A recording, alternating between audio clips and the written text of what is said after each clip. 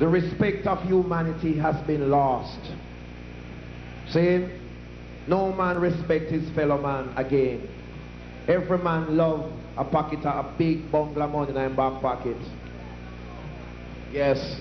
Without much ado, I call upon Professor Tariq to now introduce our distinguished guest. Assalamu alaikum. Ladies and gentlemen, it is indeed a great honor for me to introduce Dr. Khalid Abdullah Tariq al-Mansour to you this evening. Dr. Mansour has a BA degree from Howard University. He has majored in philosophy and logic. Minor courses was in history and economics. He then went to the University of California at Berkeley, where he obtained a law degree, a Doctor of Jurisprudence in Law. He was subsequently admitted to practice in the Supreme Courts of the United States of America. He has also lectured at both his alma maters, as well as at universities of San Francisco, Harvard, Florida A&M, and many other international universities, to mention a few. Besides being a member of various bar associations, he is also a member of various Islamic Centers of America. He also serves on boards of directors covering the spectrum of biomedicine, electronics, insurance, real estate, and banking. He has written and published extensively and lectured on topics far too varied to mention here. In short, to use an analogy from the game of cricket, we have in our midst, ladies and gentlemen, a true all-rounder. I've had the honor this morning and yesterday to listen to Dr. Mansour speak. Those of you who were present this morning and heard his talk on the Palestinian issue will realize that I personally have never heard anybody present a problem such as the Palestinian one as coherently, the historical depth, the manner in which he presented it, and the simple manner in which he explained it. And those of us who were there this morning and heard his talk on the Palestinian issue, I'm sure will realize that it was one of the best talks we've ever heard. Finally, ladies and gentlemen, on behalf of the Durban branch of the Islamic Medical Association, I now present to you Dr. Khalid al-Mansour, who will be speaking to us on the mind and the mindless. Will the West control forever? Jazakallah.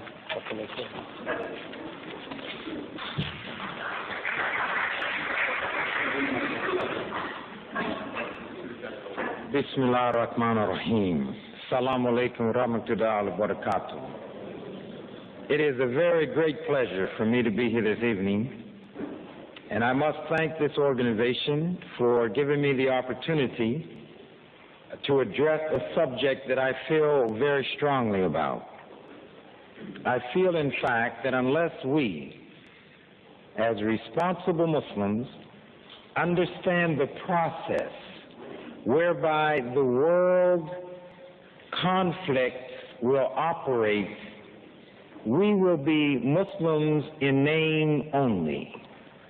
We will be empty shells, following rituals religiously and assiduously, but without substance.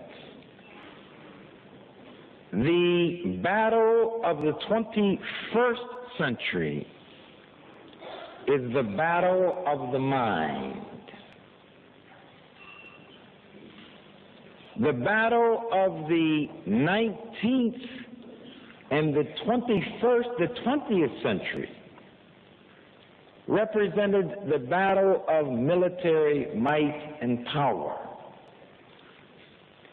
The superpowers and the contenders to the throne have now recognized that all the nuclear capability in the world cannot guarantee control.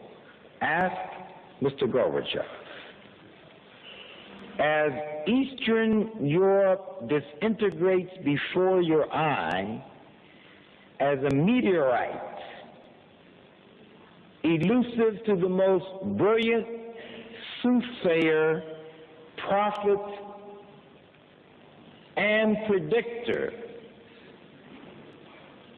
the superpowers are forced to recognize the money that was spent on a war economy by the United States and Russia provided Japan and Germany, who lost the war, to be at the economic top. Consequently, the West has now recognized that they cannot control the world, of which they are less than 13% today, and in 60 years will be less than 8% with nuclear capability. The only hope for controlling a third world by a very small minority is to convince that third world that they want to be ruled and controlled by a small group of white Christians and Jews. And the greatest threat to the monopoly of power for control is Islam. Why do I say that? At one time, Judaism, for some people, represented a threat. The Europeans in 740 AD discovered, quite by accident, a way to take Judaism over and control it. Every century from 740 AD, the religion of Judaism came into the hands of the European Jews who were converts. They are not original Jews. You will be pleased to read Arthur Koestler's book called The 13th Try. Arthur Koestler is one of the most renowned, distinguished Jewish scholars. He wrote a book and he acknowledged that he had misgivings about letting it become public. He said, I know the research is accurate and I know the conclusions are true, but someone might misconstrue this book to hurt the Jewish people. But he decided at the last moment to let intellectual integrity and honesty outweigh personal feelings, and the book was published. His conclusion was 13% maximum of those who call themselves Jews today are biological Jews. The remaining 87% are the children of converts. They are Ashkenaz, of the tribes descendant from Japheth. They are not Semitic. They are not Semitic. So says Arthur Koestler. So do not be surprised if you have difficulty finding the book. The Jews don't want to debate the issue. We have challenged them all over the world. You say, you are Jews. If we are wrong, show us. The Europeans found a way to take over Judaism, and now white people in Israel are saying, God gave us the land. There is no promise in the Bible to the convert. The promise is to Abraham and his biological seed. So if you in fact are the seed of the convert, there is no promise at all to you. So if Hitler killed 6 million Jews who were European Jews, and Hitler was a European, give the Jews part of Germany, not of Palestine. If you want to punish Hitler's wrongful deeds, the Palestinians did not kill 6 million Jews.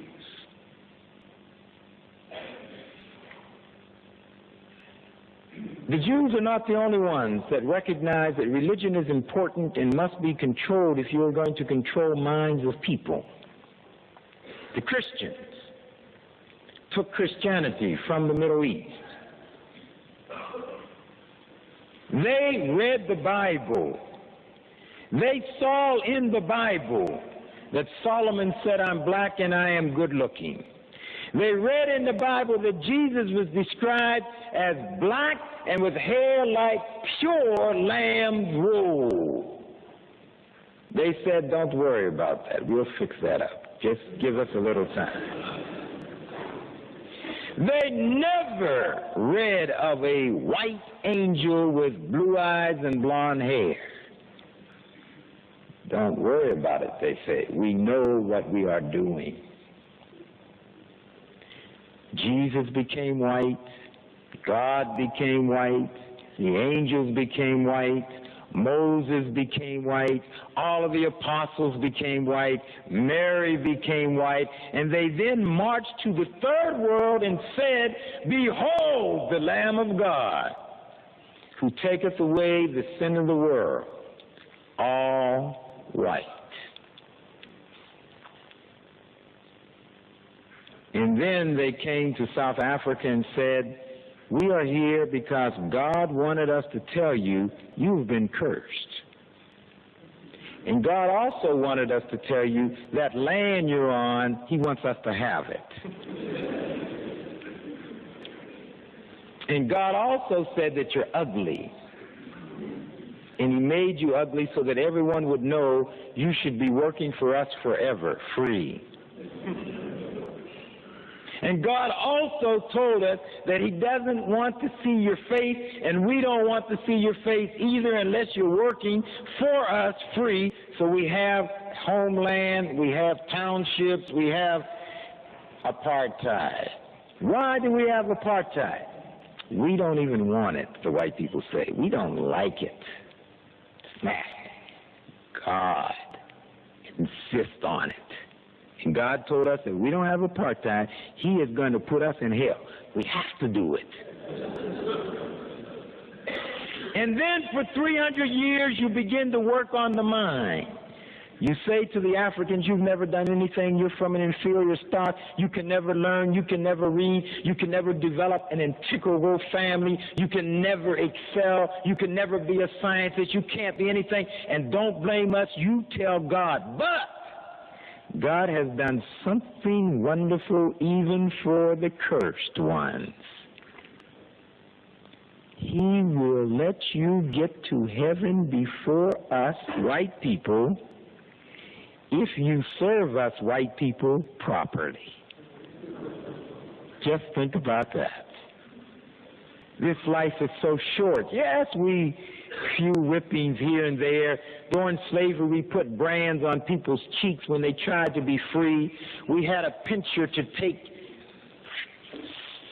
suck out sections of flesh from a body and let the vultures, after 2-3 days, eat that person. That's what happened. But they said, "Don't worry. This gives you a chance to get to heaven before us. If you smile when we beat you, when we rape you, when we steal your land, the proof that you're a Christian is that you smile and you say, 'Thank you, Jesus.'" The mind and the mindless will the West control forever. And Mr. Napoleon, Emperor of France, had a little small book that he used to write in to keep his notes.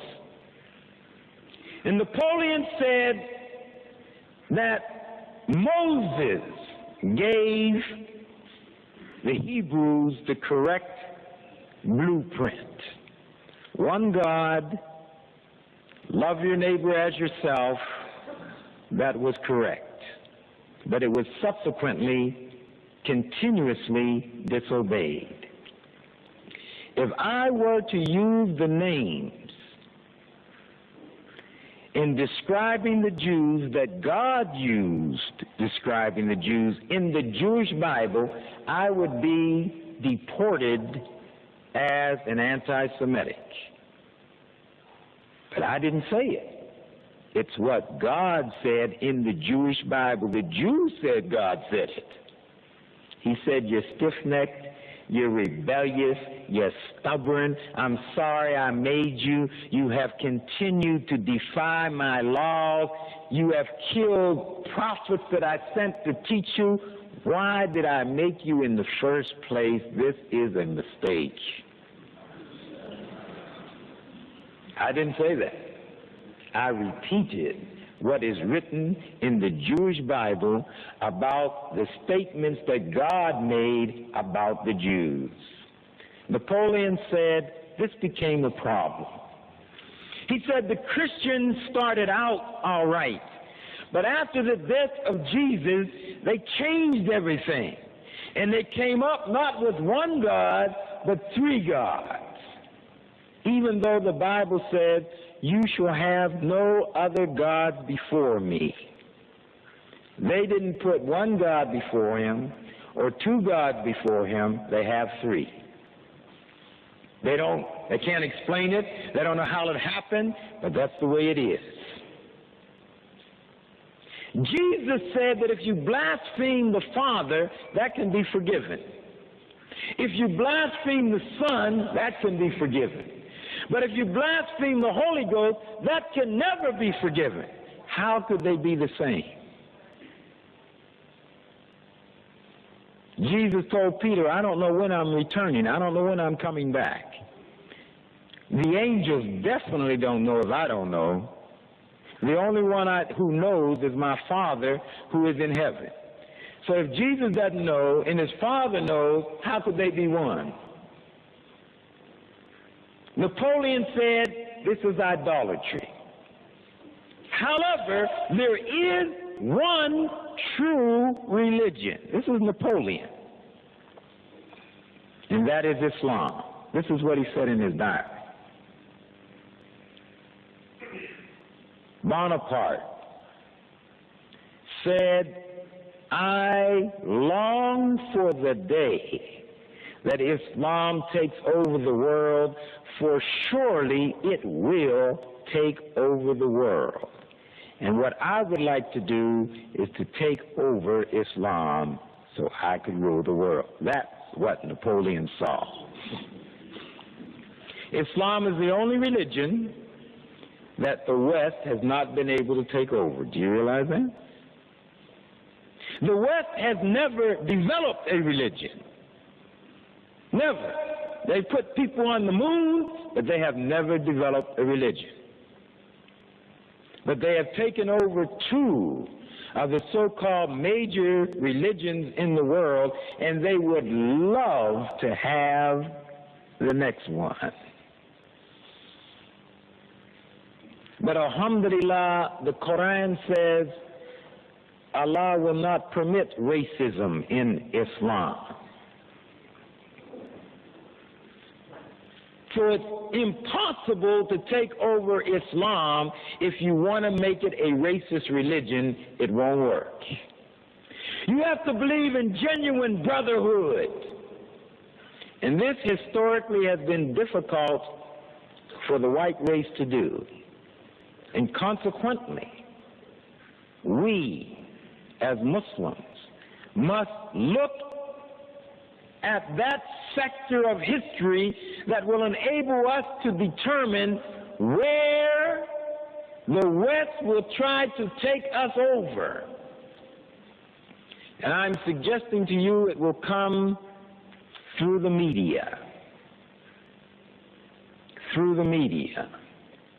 Movies, television, books, pornography, especially television. Television, as distinct from the radio, is hypnotic, like drugs. You can walk by a television set intending to complete the assignment that you have in mind, and you happen to just glance for a second, just in passing, and you are hypnotized. And after a while, you catch yourself and you can proceed, or you may sit down to watch more. Why? When the radio is being played and conversation is being heard, your mind is interacting with the information that your body receives. You're wondering, who is that speaker? What does he look like? Is he fat? Is he small? Is he intelligent? Is he wearing glasses? Is he not wearing glasses? So your mind is interacting with you. But with the television, you see a complete picture. There's nothing for the mind to do. And then another complete picture, and then another complete picture. So you don't drink in concrete data, you take in impressions. And they are filed in your personality as impressions. Now, I would like to just digress slightly. Sometimes in my speeches, I digress. But I always like to tell the audience when I am digressing. Otherwise, they come up to me afterward and say, "You digress." I know I digress. I'm digressing.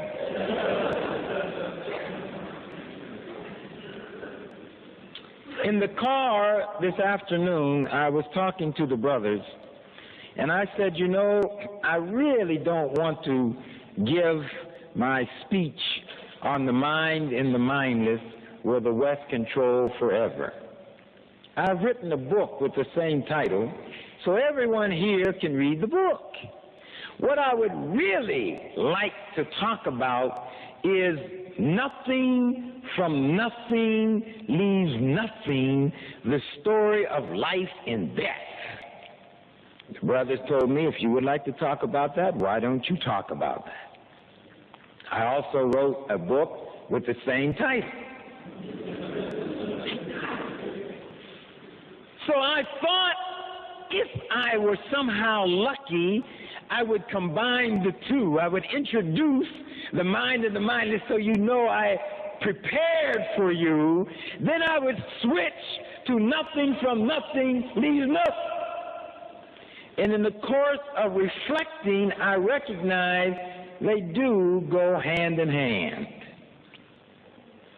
The reason I like nothing from nothing so much, because part of it is autobiographical. Two incidents occurred in my life that have had a profound effect on my outlook, my thinking, and even my commitment to Islam. Notwithstanding the fact that my father was a Muslim, I cannot describe myself as a very ambitious, committed Muslim prior to going to college.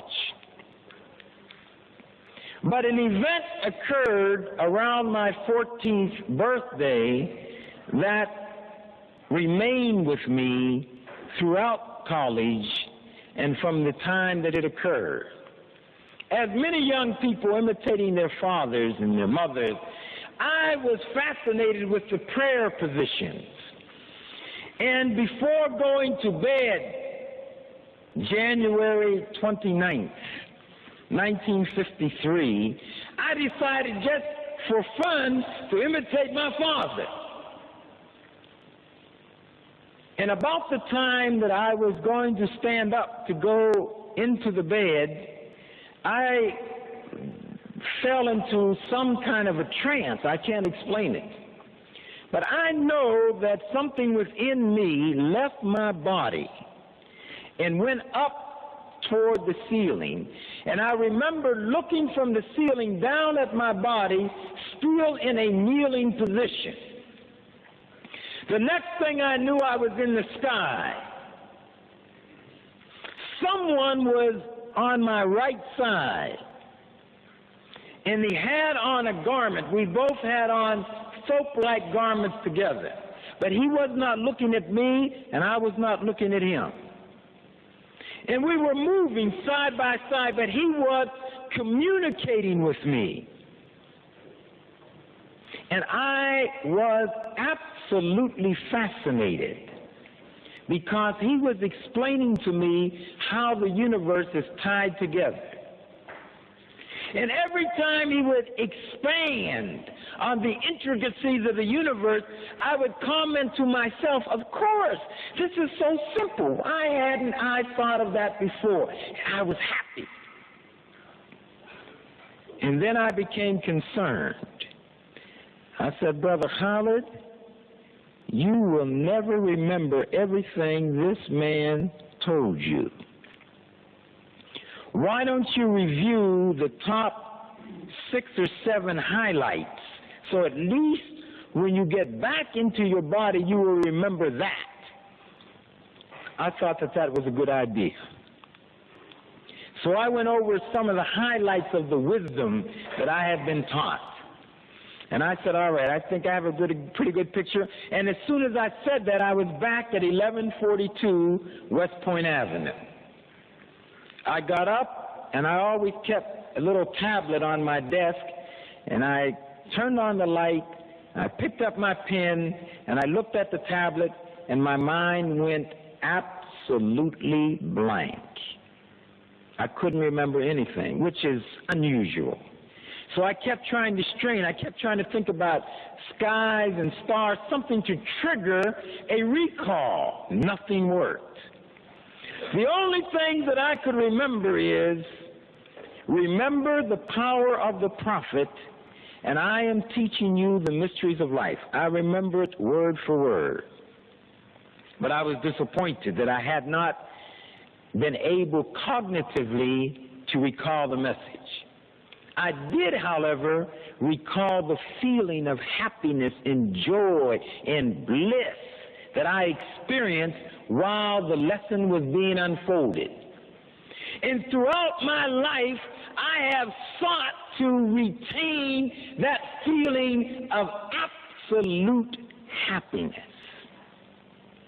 And I must tell you, in all frankness and candor, since 1955, I have been internally completely happy. If there is any more happiness than I have had continuously since 1955 until today, I don't want it. I have no place to put it. It's like stuffing yourself when you're eating. Nothing. There's nothing I would change. There is nothing that I would do differently. Inside, alhamdulillah, I have captured the peace that I always longed for, and it stayed with me every day since 1955. What I will tell you about on Thursday is that my wife and myself have never had an argument. I don't know what it is like to have an argument with my wife. My children and myself have never had an argument. My law partners and myself since 1962 have never had an argument. I've been spoiled. My internal bliss is intact, and I can never lose that. So when I was going through college, when people started telling me about the bliss of drugs, I simply told them, the drugs may do everything that you say they will do, but I know what I have, and I see what you don't have. So after all the drugs, your happiness cannot compare with mine. Why should I experiment? I have never been unfaithful to my wife because I don't want to experiment. I don't want to take a chance of losing what I know I have because I have friends who have been unfaithful and they don't have what I have. I have friends who drink and who are not alcoholics, just social drinkers, but they get hangovers. I don't have that problem. I don't have drugs. I don't have nicotine. I don't have the problem.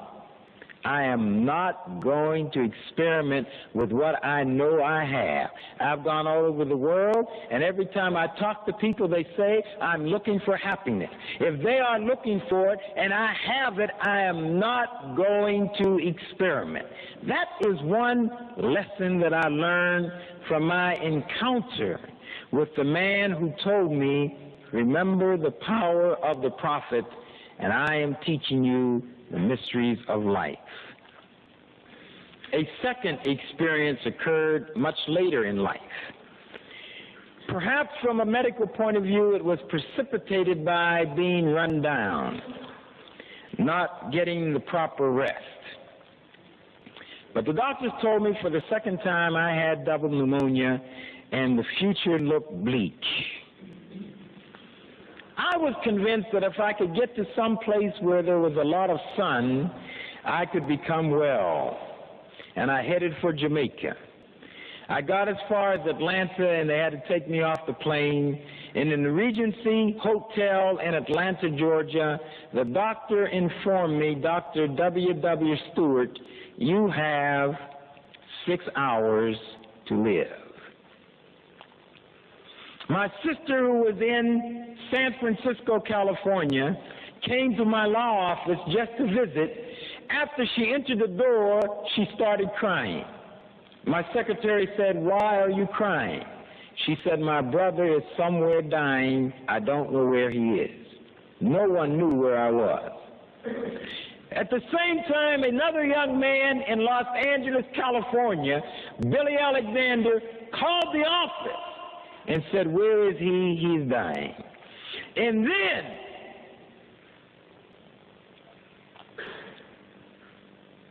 I was in the bed, perspiring. They were changing sheets, and I was perspiring, and I went again into another trance. This time I saw my mother and my father standing side by side. They did not look at each other, but I could plug into their communications. My mother said to my father, Jamil, let's go meet Khalid. But her lips never moved, and her esophagus never moved. I didn't realize it till later. And my father didn't say anything. And she repeated it. My father didn't say anything. And the third time she repeated it, he said clearly, it is not necessary. He will make it. He always does.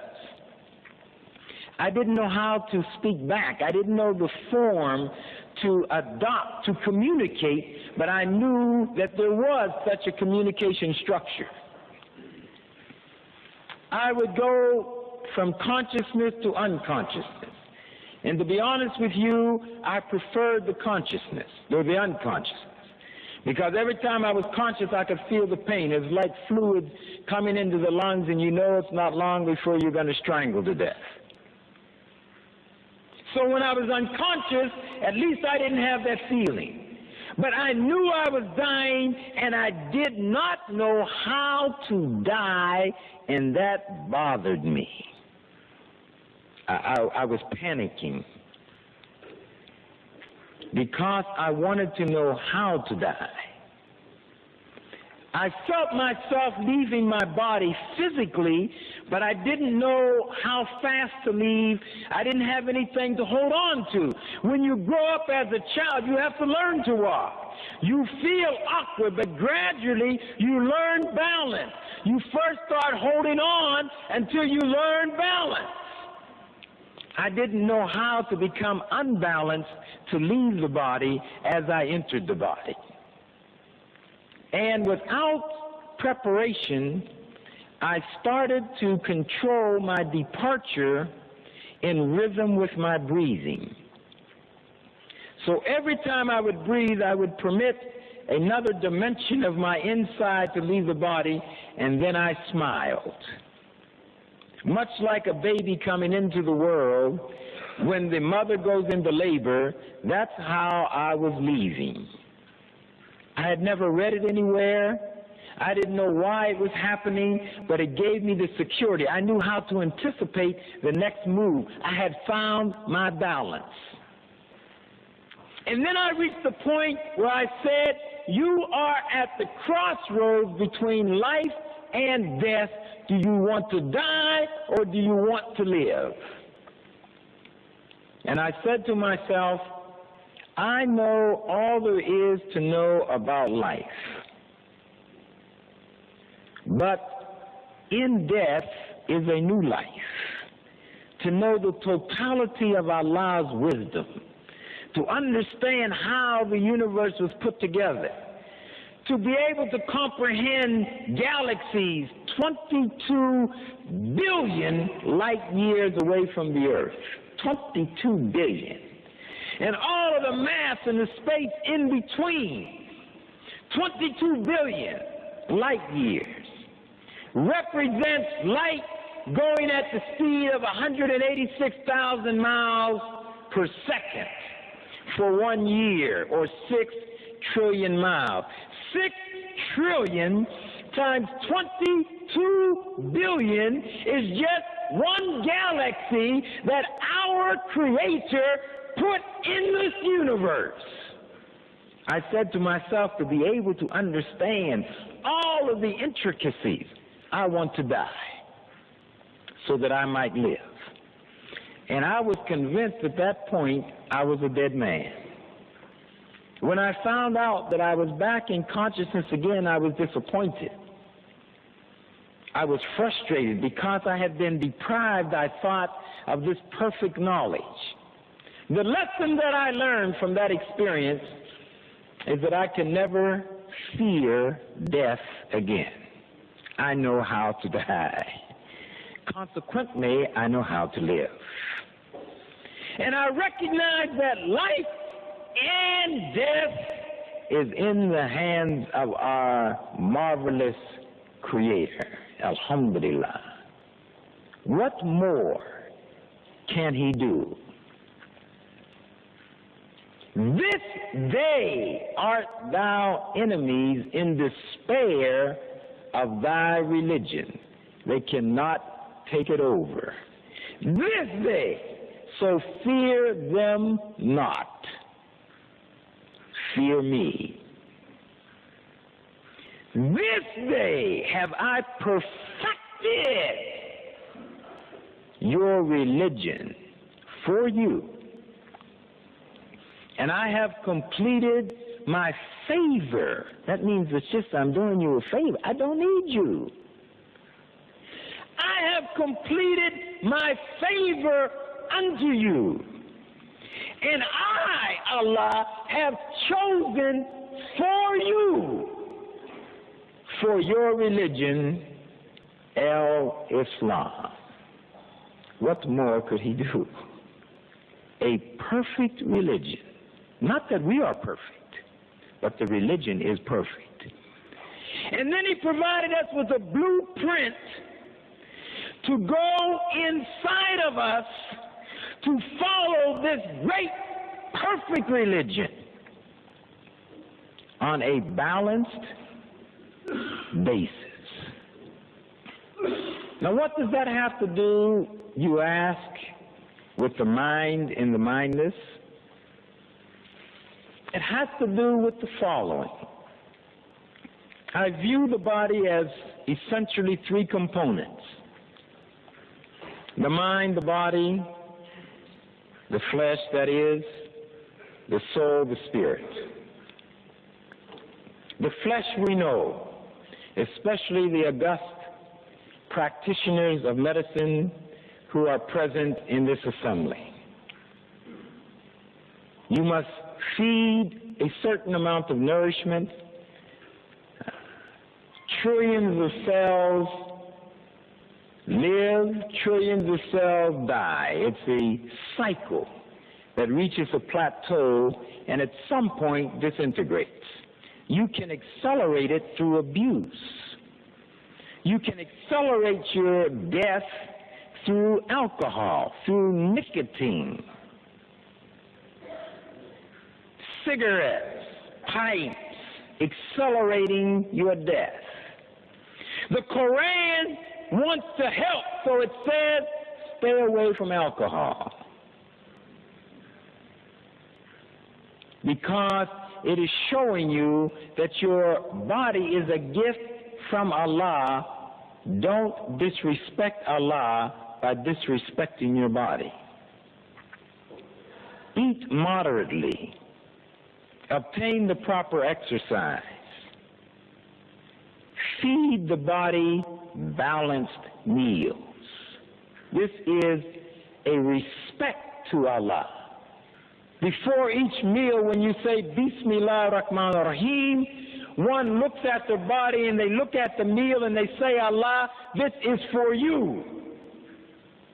Some of the things that we eat, we even call them junk food.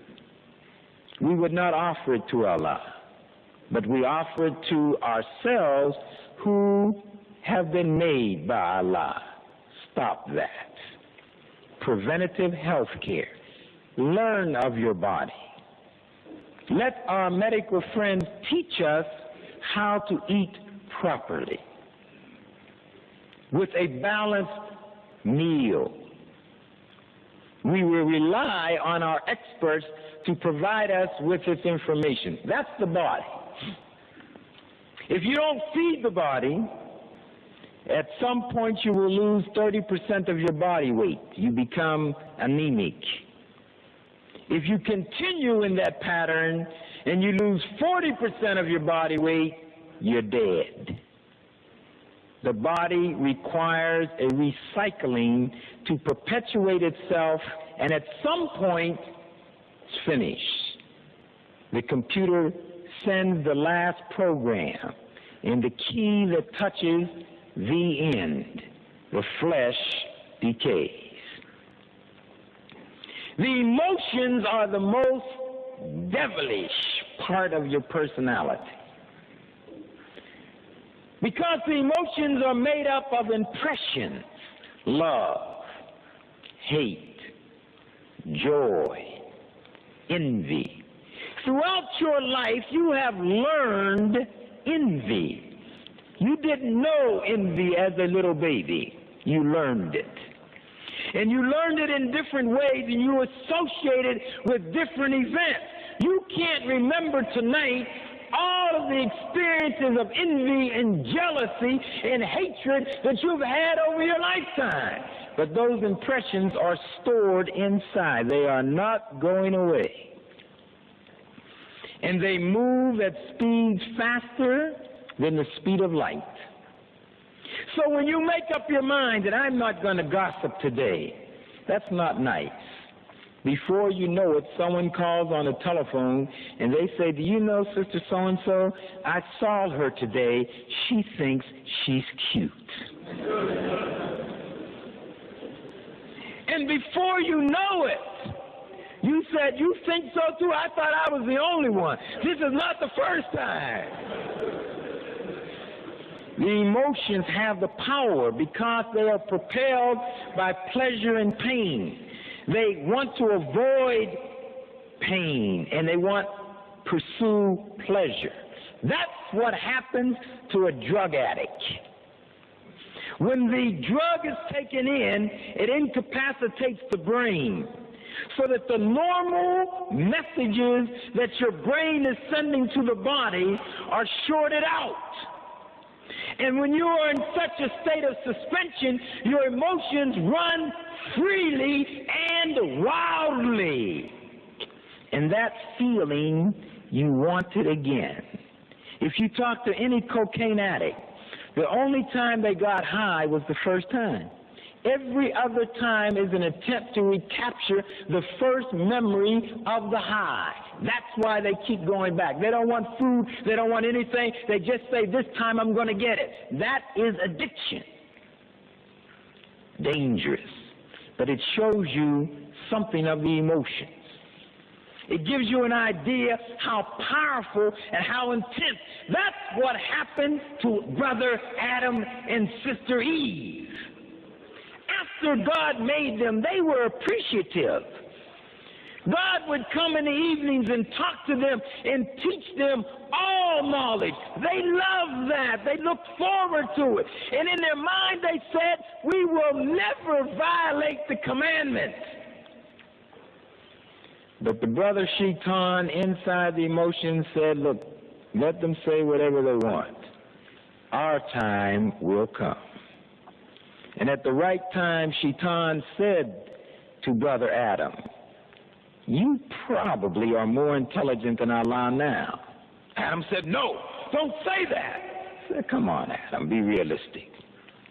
You know all the names of the plant and the animal kingdom. You know that. And you could know even more, and you could even be eternal. All you need is a little fruit. And the emotions took over. Adam started visualizing himself, walking over the garden and telling the animals, I not only know your name, I know every hair on your head. I can make you, I could break you. And the animals would fall down and look up at Adam and say, our master. The emotions. Adam did not want to do it any more than you wanted to gossip.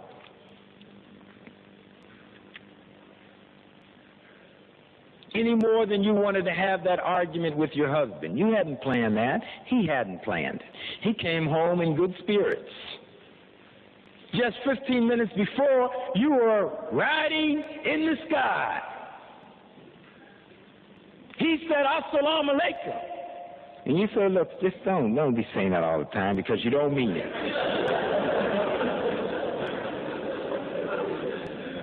You're not in the mosque now. Did you get those things I told you to bring here? The emotions have taken over completely. Misunderstandings, escalation, children are watching, they feel disappointed, they feel let down, but it has gone too far. Now you have to wait till it subsides, just like a junkie. The emotions, do not fool yourself, are powerful. Powerful. Brothers and sisters, I do not personally, in all of my travels, know of any religion that specifically deals with this realignment process of the body except Islam. I don't know of it. I've studied many religions. I've visited many religious services. I have not been able to find it. What Allah has given us is an annual realignment opportunity through Ramadan. When we fast during Ramadan, we are not making God greater. How are you going to make God greater? Allah has given you a chance to realign your personality. Because as soon as you miss the first 2 minutes of your breakfast during Ramadan, your body starts saying, look, now that's enough. You don't need those old, antiquated, uncivilized practices, and besides, it's not good for your health. And even the Quran says that if you're sick, you don't have to fast. And the war starts. The emotions, using every trick they can. A billboard, a friend that you haven't seen in years saying, why don't you have lunch with me today? You are a businessman. You're embarrassed to say, I'm fasting.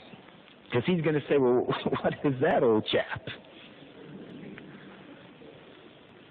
So you say, well, the Quran lets me make it up, so maybe I will go, just for social reasons, I will just go ahead and then I'm going to add it on when Ramadan terminates. But the mind tells you, brother, you have promised Allah this day. No food, no liquid, no vitamin pills, no tobacco, no alcohol from sunup to sundown. Are you going to let down Allah? Your mind gets stronger. You get yourself together. You confine those emotions. And after 30 days of systematic discipline, of strengthening the mind, you are ready for a whole year. Because you have realigned that personality. You didn't kill the emotions, you put them in their place. You're less prone to have arguments at home if you properly observe Ramadan. Because that same mind will grab you when the emotions start to take over. The problem of television is it's like a drug. It creates impressions. You drink them in. You don't know they're there, but they're coming back to haunt you. And the program content that will come from America will kill you. It's vicious. It is filled with violence, and your children will be hypnotized. And you will say, you're watching too much television. And they will say, you're old-fashioned. Keep up with the times, Mom. Come on down here and sit with me and watch television. And you say, well, I can't. Well, I mean, after all, it's keeping the family together. You used to talk to the family to keep them together. You used to communicate with the family and convey ideas to keep them together. Now you tell the kids, I don't have time, I'm tired, go watch television. Communication breaks down. The emotions are fed by pleasure and pain. The body is fed by organic food. The mind is fed by ideas, reading, knowledge. That's what makes the mind grow stronger and stronger. The more you know, the more you read, the stronger your mind is. The less you are vulnerable to temptation. The greatest avenue for temptation is ignorance. That is why the message that came to the prophet, peace be upon him, Iqra, read. Didn't say eat, didn't say sleep, didn't say exercise. The first thing that was repeated for emphasis, read. The mind is the key to the personality. And if you want to control the third world in the 21st century, you must devise a plan to control the mind, where fathers start molesting their daughters because of all the sexual images that have been programmed into you. In the United States today, it is projected that one-third of every female would have been sexually molested by the time she is 21, and mostly from her father.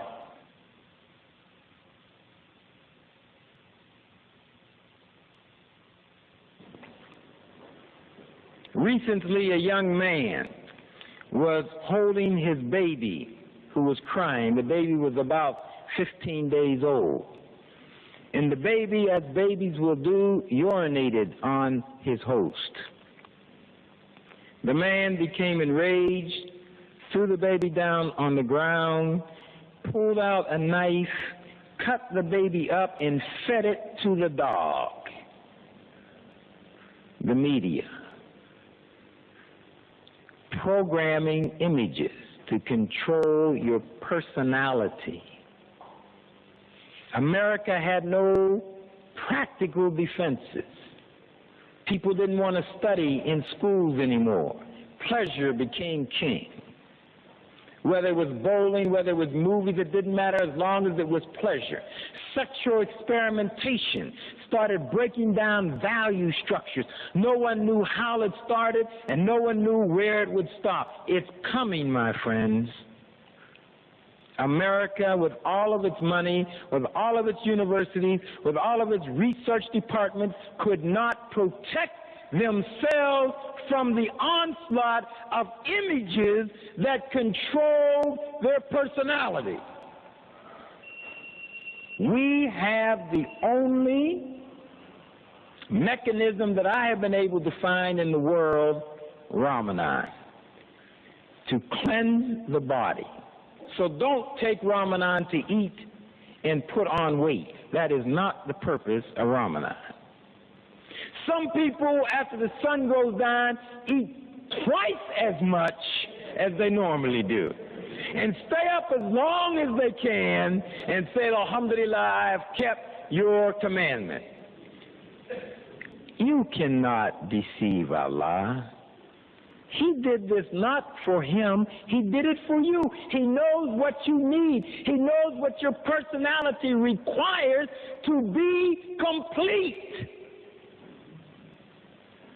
So you fast and eat less. Should always lose weight during Ramadan. It gives the organs in the body a chance to rest. It gives the mind a chance to grow. But if you don't eat and you don't read, you're just starving. You are not fasting. You're just starving. If you spend all day on TV and you say, I'm going to just keep busy all day long, and you don't recognize the purpose of meditation and being in touch with Allah all day long, bonding, you are living beneath your privilege. This is a miraculous phenomenon that Allah has provided for his followers. Fast. Realign the personality. Strengthen the mind. Control the emotions. Cleanse up the body system. Be prepared psychologically, mentally, and emotionally for the ultimate realignment session, when you meet Allah himself, who is going to ask just a very few questions. What did you do with the body that I gave you? What did you do with the mind that I gave you? What did you do with the soul that I gave you? And what did you do with the emotions that I gave you? You cannot say, I would have been all right if it had not been for that devilish television. You are losing contact with your children. You are talking into them, around them, at them, but not with them. The love that we used to have is disappearing. Nothing from nothing leaves nothing.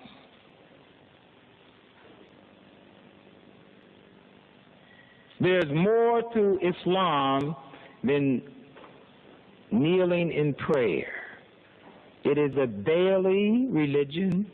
It is a religion for those who have been chosen, and it is the fastest growing religion in the world.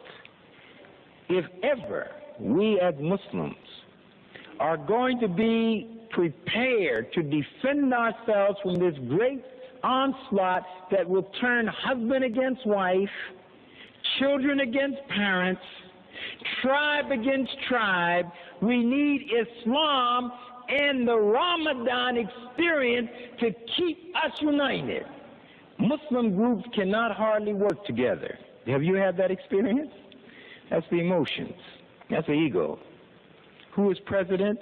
That's where the problem is. We can get along very well as long as we are projecting the theoretical structure.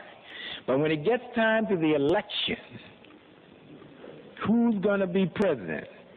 So I don't know about him. Ego. He did this to me one time, and this time he said this about me, and my wife said that she heard this, and he's going to be now president. What has he done? I don't even believe he's that good a Muslim.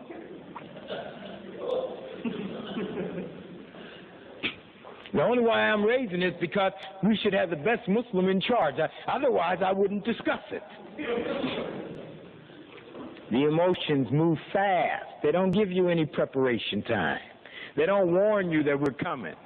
They take over, and before you know it, you have said something or you have done something that was totally out of line. So we are all divided. We can't even pray together. I don't like these people. I'm going to put my mosque over here.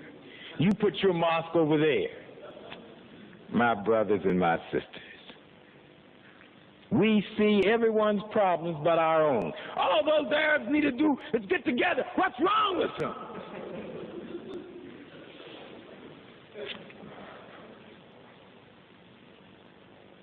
What's wrong with us? They have the same emotions that we have.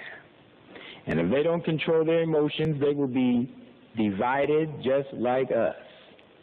And if there's someone behind the scenes manipulating the process through TV and through flattery, telling you you are better than the others. You know what some of our people love to hear? They love to hear white people say, you know, you're different. If there were only more people like you, and if those coffers were like you, we would have a better society. And before you know it, you have taken it in. And the next time you see a black brother, you are judging based on the images that you have taken in. Then you blame it on Allah. You say, you know, I've been thinking.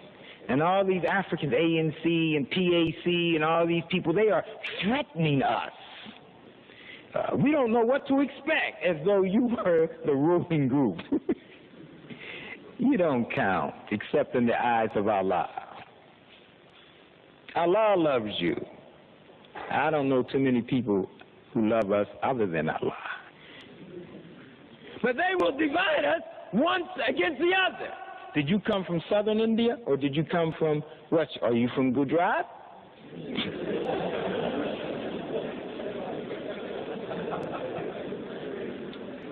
Bismillah ar-Rahman ar-Rahim. This is not Allah. Allah gave us a very simple plan.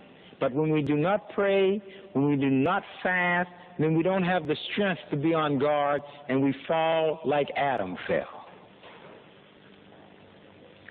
Allah is inside of us. He said, I don't want you to go to anyone else. I'm inside. Go inside. He has the path, mustaqim, for us. Ladies and gentlemen, I am actually about half finished.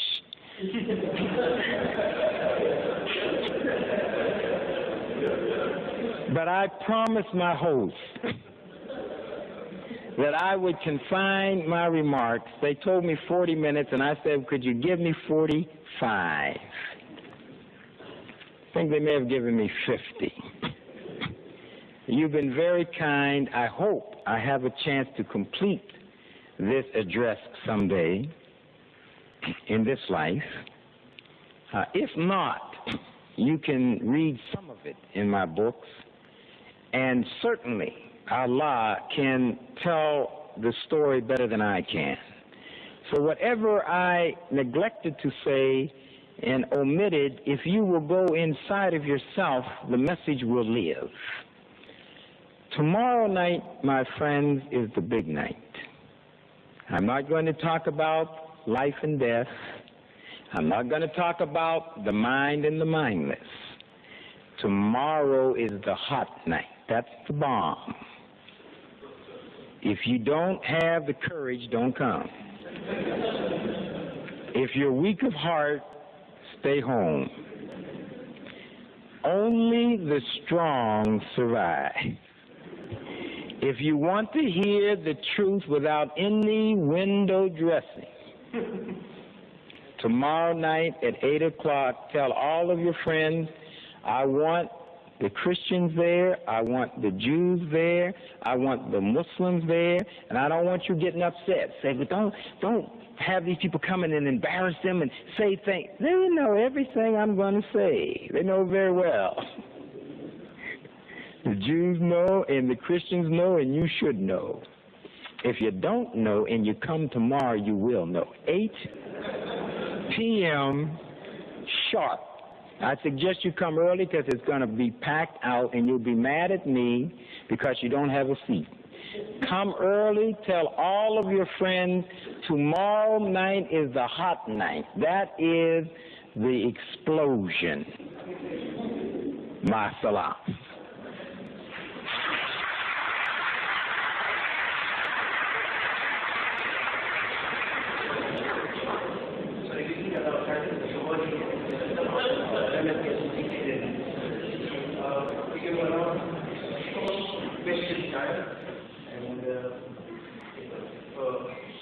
request each to ask the Christian to come to the front, to the front.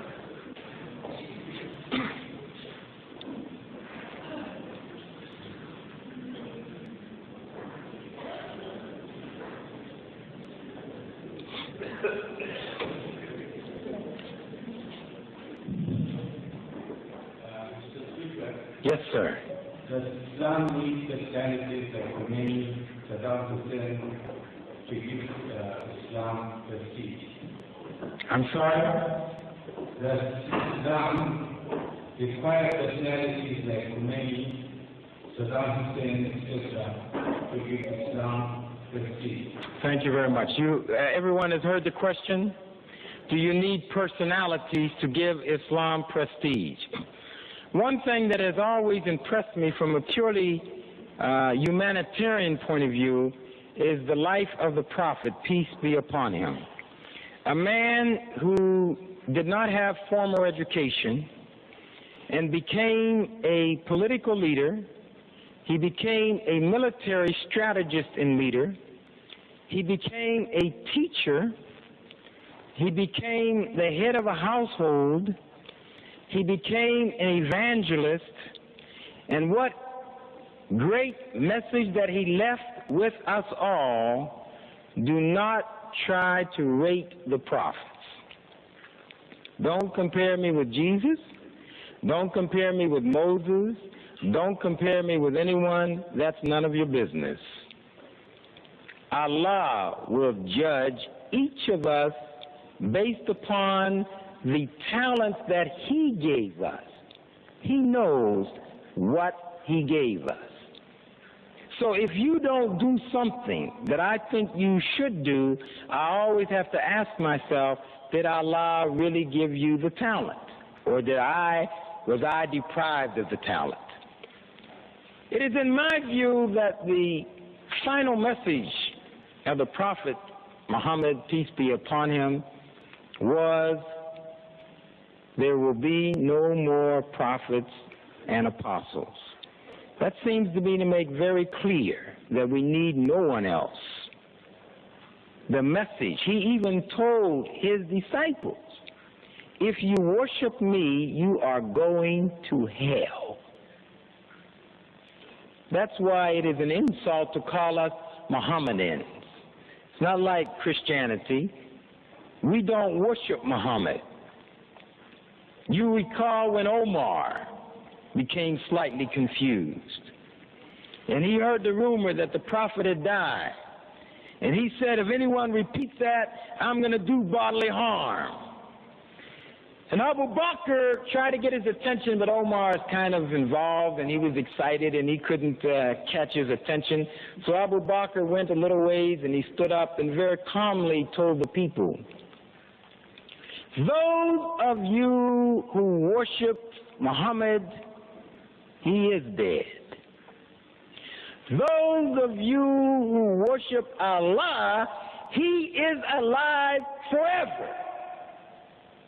Notwithstanding the clear message, man has a tendency to strive for idols. The Prophet told us clearly, do not worship me. Don't try to make me into anything. I had a function that was to give you the message. What is the message? The message is you should be like Adam. Allah spoke directly to Adam. He'll speak directly to you. Go inside of yourself. Allah is there. That's all I can tell you. Do not worship me. The direct answer to your question is I need no one but Allah. No one. I'm happy for any and all the brothers of the Ummah and the sisters who live Islamic lives. If I see good traits, I will tell my children, look how these traits are being manifested. But I'm not going to wait on anyone, because no one is perfect. Allah is perfect. And he is giving us the blueprint. If I didn't have a blueprint, I would be nervous. I would start going around the world saying, do you have the blueprint? Teach me. If you have the blueprint, teach me. Allah said, I have given it. It is over. It's only when we try to make it complicated that we start getting layers upon layers and we start acting like the Christian. Joseph will tell you. If he doesn't tell you, Mary will tell you. If she doesn't tell you, then look to one of Jesus' brothers, James or John. That's not Islam. Allah has no partners. There's one creator, Allah. We don't need hero worship. That isn't to say that we shouldn't respect good, sound leadership, but it is to say that Allah is the one that perfected the religion. It's perfect now. All that it needs is for you to live it. And if you are not living Islam, I don't care what personality exists in the world, when they ask the Prophet, peace be upon him, give us some signs, he said, what do you want? Well, they told Jesus, bring back someone from the dead. Let him tell us that it's true. So you think they're going to believe that? The message is given. No more excuses. No more procrastination. No more saying, Allah, if I had just been sure, I almost started to do it, to live an Islamic life. But I wasn't. I just needed just a little one. The message is clear. The messenger is clear. It is up to us, with no excuses, to live the Islamic life, which is the greatest life in the world. Your neighbors should be envious of you. What I like to hear when I go around the world are the non-Muslims saying, I wish I were like the Muslims. Their household is so peaceful. Their children are so well behaved. There's so much love in the family.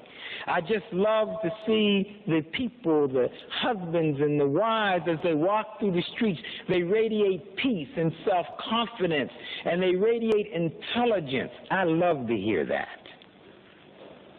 because it means that you are doing what Allah wants you to do, and you are the beneficiary. You are the one that benefits. Your children grow up healthy. You grow up healthy. Your family life is healthy. You're living in an environment of peace internally. Your environment is peaceful. You have everything that people want, merely by complying with the blueprint of Allah. My brothers and my sisters, let us incorporate Allah in every dimension of our life every day. Professional, people on the streets.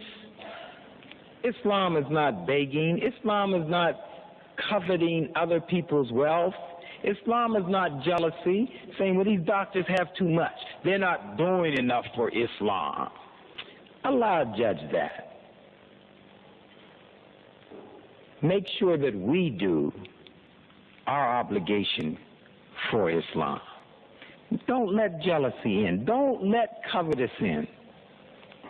Keep the model of the Islamic life in all dimensions of your personality. Let us be more efficient.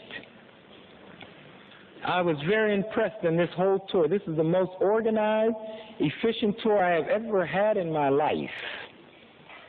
Every place I'm supposed to be, they tell me what the group is, who's going to be there, what the main characteristics are, pick me up, bring me to the group, and you have been wonderful. I mean, I'm spoiled. I might not leave. There's no reason for us to be inefficient. We get sloppy in our communities, and we teach people to be beggars. Zakat is wonderful to help, but we don't want to use zakat to make people beggars. We want to show people how to do things that they can then do for themselves and show someone else.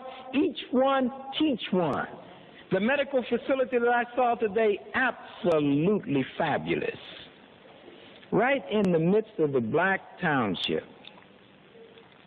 And the people respect it. The people, the neighbors, those who are being benefited. Brothers are serving sometimes 150 to 200 people a day.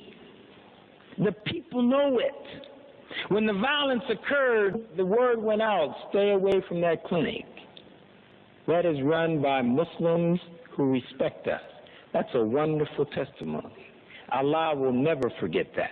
The smiles on the people's faces that I saw today, the school, these brothers in the school, we had a great time talking about life and challenge and studying. And I asked them to raise their hand if they would commit to me that they are prepared to study. And the hands went up. This morning, the young people's hands went up. It was a beauty because they were affirming in the name of Allah to use what Allah has given them to the glory of Allah. It was marvelous. We want to continue these kinds of worthwhile programs. We want to expand them. We want to be efficient so that the world knows. Our schools, we want the highest grades in this country. We're not average people. We have a perfect religion. So we're telling our children, we want to be number one in all of South Africa. When they give out all the examinations, the newspapers have to print the Muslims again, number one academically in all South Africa. That is a recognition of your faith. In all that we do, let us be achievers. Let the doctors write in journals. Let the doctors qualify for a Nobel Peace Prize. They may not give it to him because of discrimination, but the doctor knows that he earned it. The doctor knows that he has competed with the best mind. And we have some incredible doctors in the Muslim community. Let us respect our own. Sometimes we don't go to our own doctor. Say, well, you know, somehow a white doctor is just a little better. I don't know what it is. But he just seems more professional and competent. They read the same books, they went to the same school, and the brother was at the top of the class and the white was average, and you're telling me he's better? This is brainwashing. Let's respect our own. Let's build our own. People will respect our own if you respect them. Bring some of these doctors, if they don't give them a Nobel Peace Prize, give them an Islamic scientific prize for what they have done. Our biologists and our lawyers. Our lawyers should be writing briefs for the PLO. They should be preparing petitions so that the PLO can sue in the world court to get the land that belongs to them. These are the kinds of activities that give your children direction, gives them a sense of pride, and gives us a fulfillment in all that we do. Are there any other questions? I told you I was only half finished.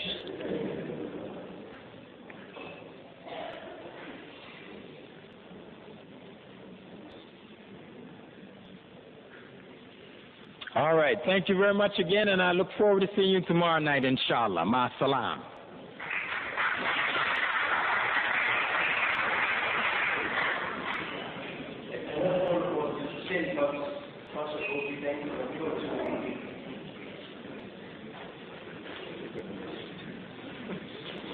Assalamu alaikum. Now I see the wisdom of the organizing committee. They put the dinner first and the speech afterwards. And after this exhilarating speech, the gajar ka halwa, the chicken halim, and the lamb kalya is a distant memory. First of all, I would like to thank our guest this evening, Dr. Al-Mansour, for giving a very thought-provoking, a very educational, and I think a very inspiring talk this evening.